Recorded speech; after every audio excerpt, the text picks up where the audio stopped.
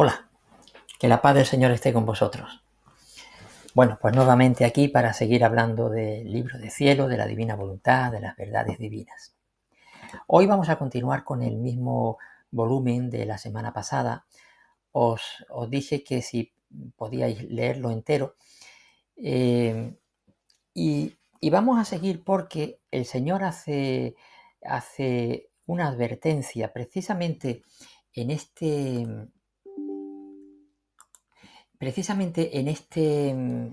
tema de cómo adquirir el reino de los cielos. Hace una advertencia de lo que puede ocurrir. Él hablaba de su vida oculta. Mientras estaba en su vida oculta, nosotros sabemos que ya estaba trabajando esa pasión y ese reparar nuestras vidas, etc. Y estaba adquiriendo el reino, pero nadie lo conocía y por lo tanto pasó desapercibido. En el momento en el que él ya hizo vida manifiesta, empieza su ministerio, es cuando vienen los problemas. Dice que mientras estuve en la casa de Nazaret, no conociendo quién fuera yo, ninguno me dijo nada. Sin embargo, luego me atrajo muchos males el darme a conocer, y en medio a esta vorágine de males formé a mis apóstoles, anuncié el Evangelio, obré prodigios, y mi conocimiento instigó a mis enemigos a hacerme sufrir tantas penas hasta darme la muerte de cruz.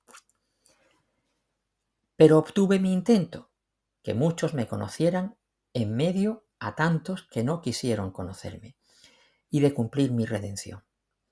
Yo lo sabía que con hacerme conocer la perfidia y soberbia de los hebreos me habrían hecho tanto.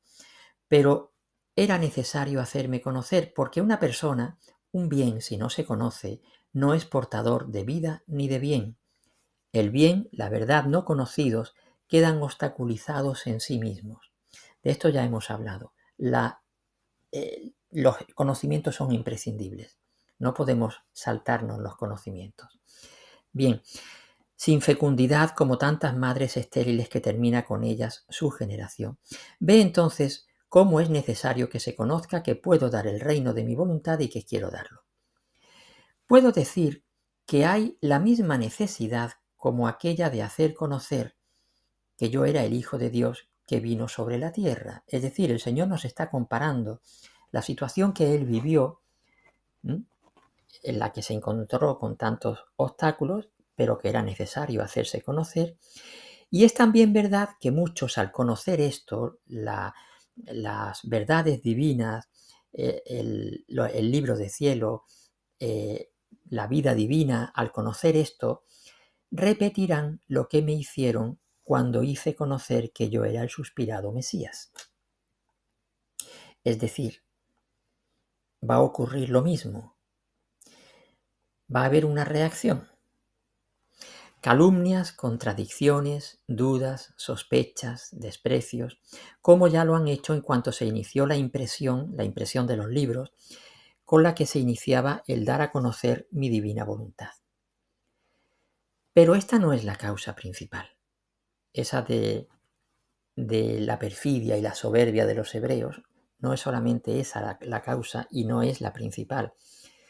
Es el bien, que poseyendo la fuerza que hiere al mal, las criaturas, el infierno, fijaos que dice las criaturas, el infierno, sintiéndose heridos, se arman contra el bien y quisieran aniquilar el bien y a aquella o a aquel que quiere hacer conocer el bien. Recordaréis en los primeros vídeos cómo Jesús le decía a Luisa, cuánto me cuesta tratar, tuve que arrollar al arzobispo, cuánto me cuesta que un obispo dé la autorización a la impresión, es muy difícil. Y le dice, ¿crees tú que sea cosa fácil el obtener la aprobación de un obispo? ¿Cómo es difícil? ¿Cuántas cavilaciones? ¿Cuántas dificultades? Y si aprueban la impresión, es con muchas restricciones, casi quitando las pinceladas más bellas. Casi quitando las pinceladas más bellas. Bien, pero a pesar de todo, lo que han querido hacer al principio de querer nacer el conocimiento de mi voluntad y que quiere reinar, que la han como sofocado, sin embargo, ha dado sus primeros pasos. Y lo que no creían algunos, otros lo han creído. Los primeros pasos llamarán a los segundos, a los terceros, y así poco a poco, a pesar que no faltarán aquellos que suscitarán contradicciones y dudas. Bueno, pues esta es la advertencia que nos hace Jesús, el aviso de que nos hace de que va a ocurrir lo mismo. Claro, tú dices, bueno, lo mismo. Claro, en aquellos tiempos a Jesús lo mataron. Aquí habla de que lo quieren como tener como sofocado.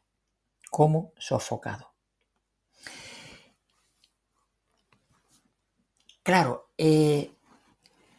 cuando vino Jesús se suscitó una reacción, nada más nacer.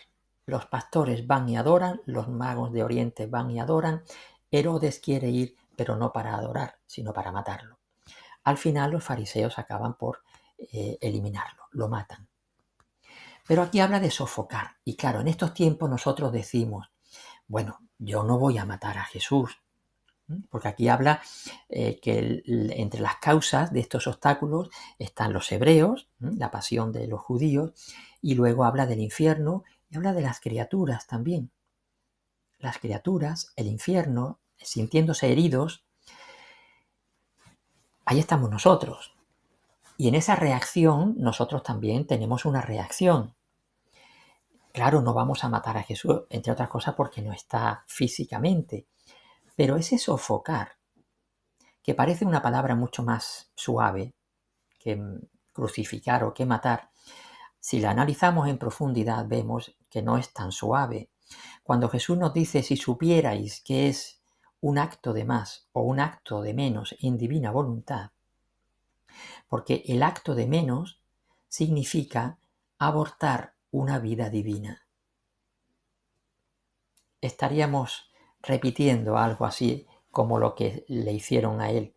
Abortar una vida divina ya no es tan suave como sofocar. Pero eso es sofocar.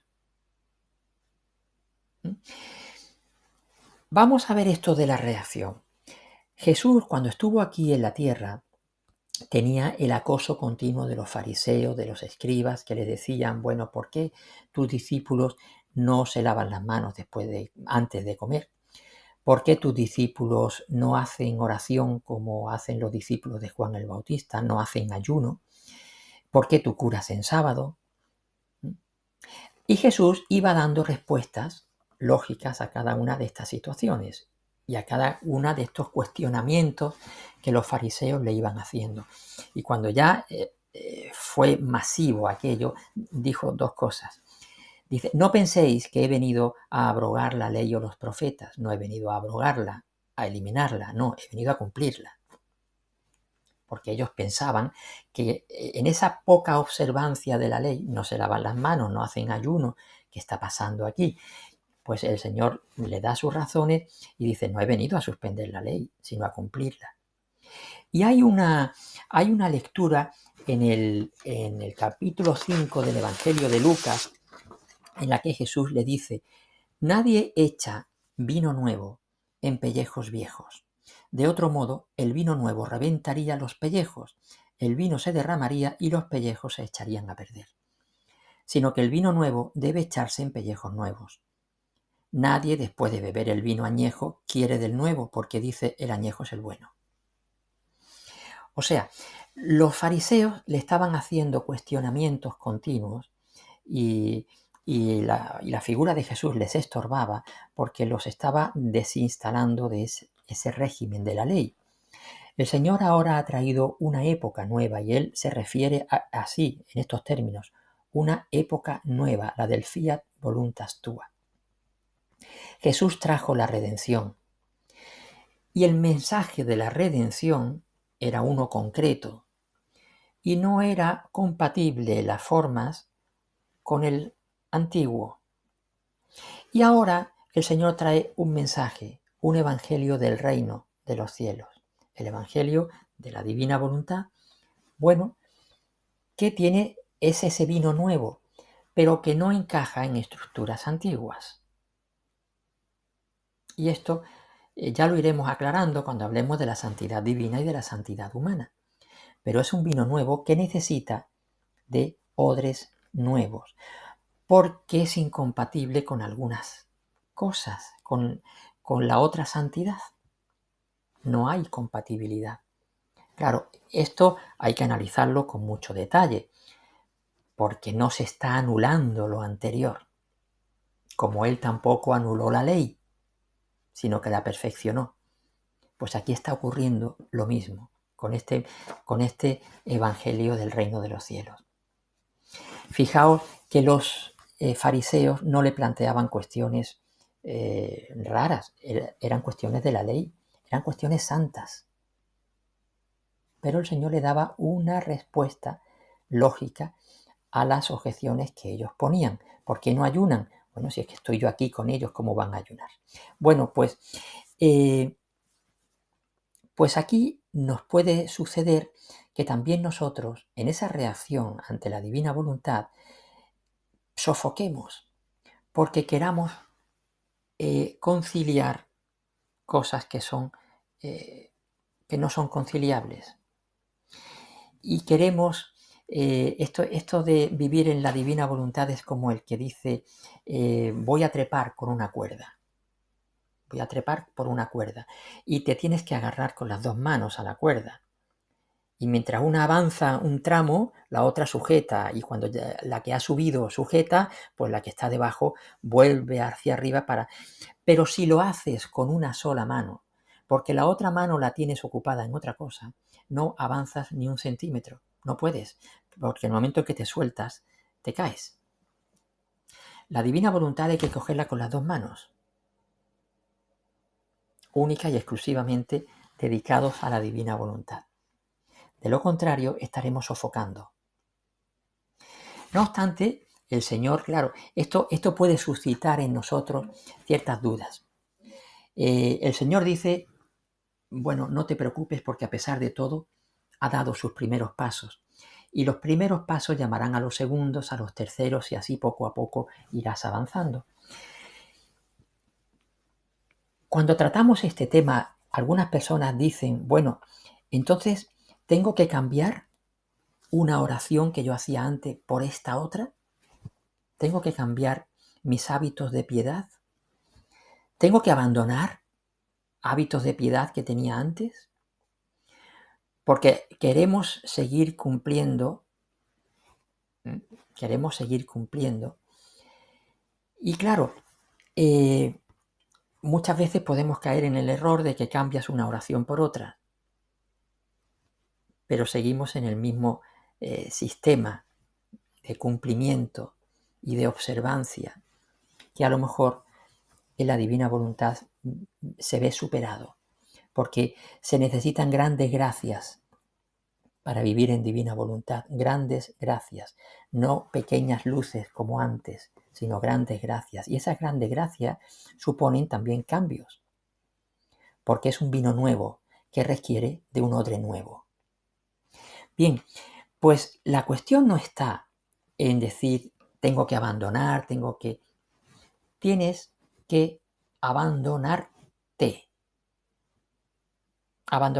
a ti mismo. Porque en esa observancia, como hacían los fariseos, tengo que lavármela, controlan la situación. Y muchas veces nosotros, pues, queremos controlar.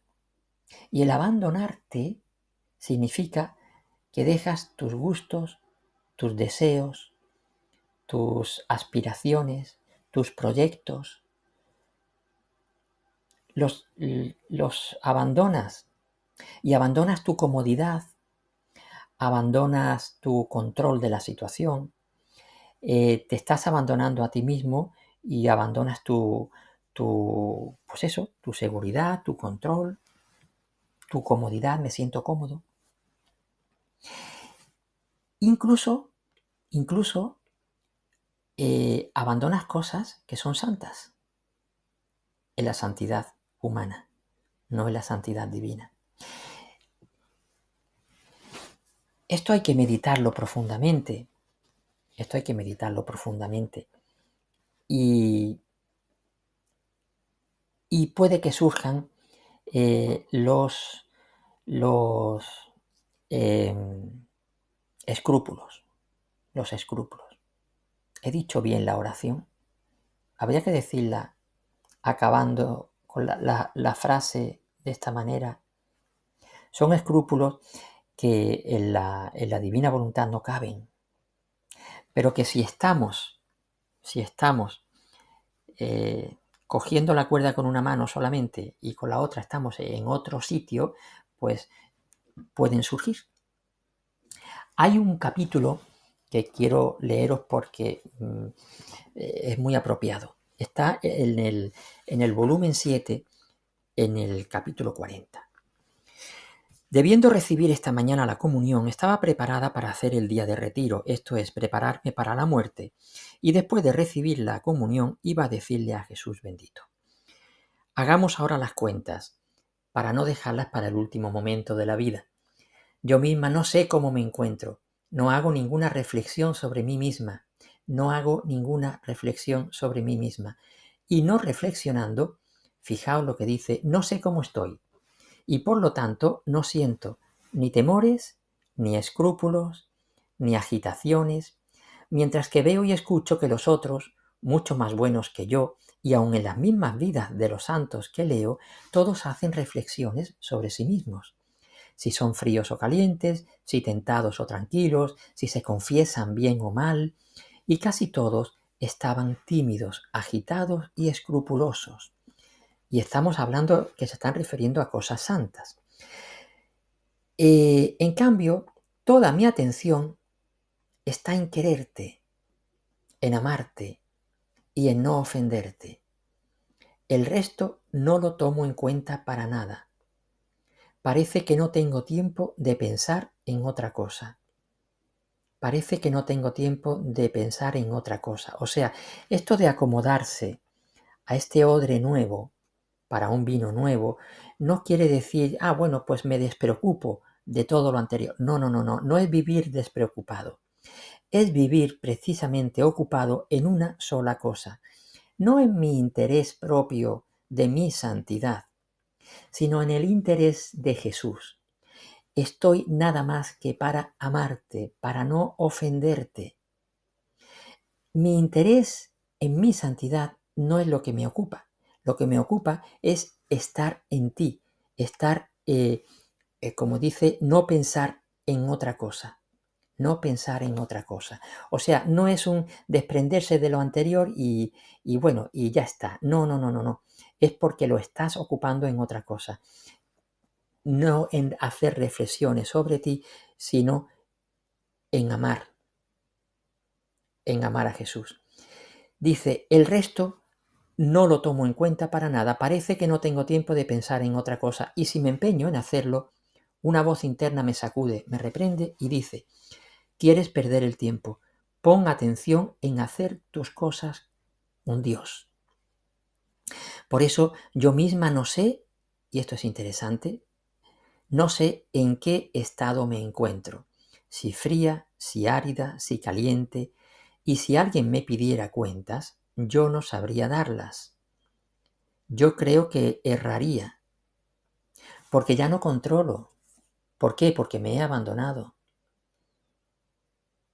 Fijaos lo que dice en esta parábola que le decía Jesús. Le decía Jesús, nadie después de beber el vino añejo quiere tomar el nuevo, porque dice, el viejo es el bueno. Claro, es que me siento más cómodo. Es que me siento controlando. Ya no solamente el conformismo, sino que es que me siento controlando. Aquí Luisa dice, es que si me pidieran cuenta no sabría darlas. Yo creo que erraría.